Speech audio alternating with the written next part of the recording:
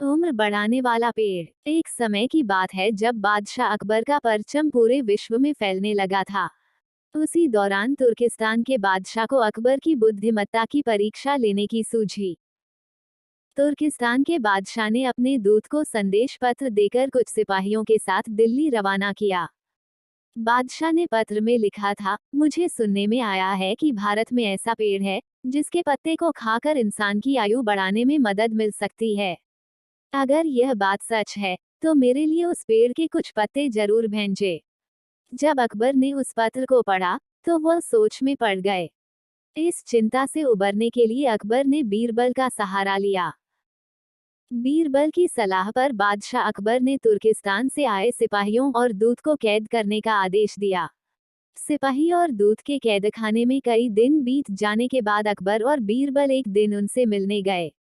अकबर और बीरबल को आते देखकर वो सोचने लगे कि उन्हें रिहाई मिल जाएगी, लेकिन ऐसा नहीं हुआ।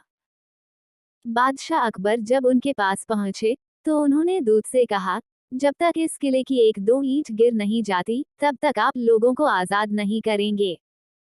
ऐसा होने तक आप सभी के लिए यहाँ खाने पीने का पूरा इंतजाम किया जाएगा।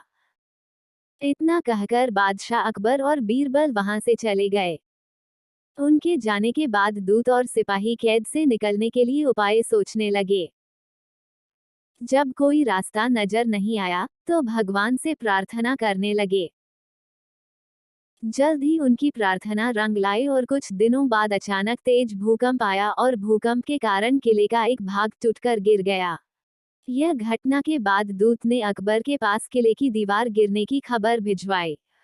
यह खबर सुनते ही बादशाह अकबर को अपना वादा याद आया और उन्होंने तुर्किस्तान के दूत व सिपाहियों को दरबार में प्रस्तुत होने का आदेश दिया।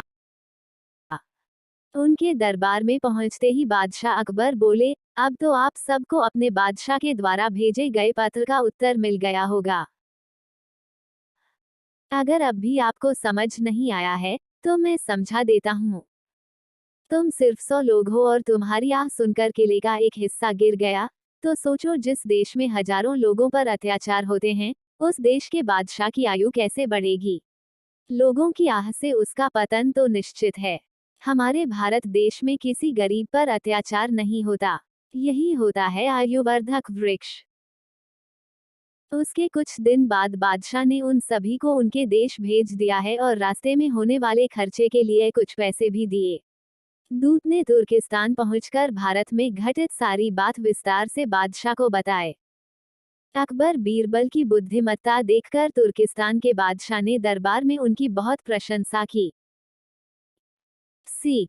इस कहानी से यह सीख मिलती है कि सभी के साथ प्रेम से रहना चाहिए और कमजोर पर अत्याचार नहीं करना चाहिए।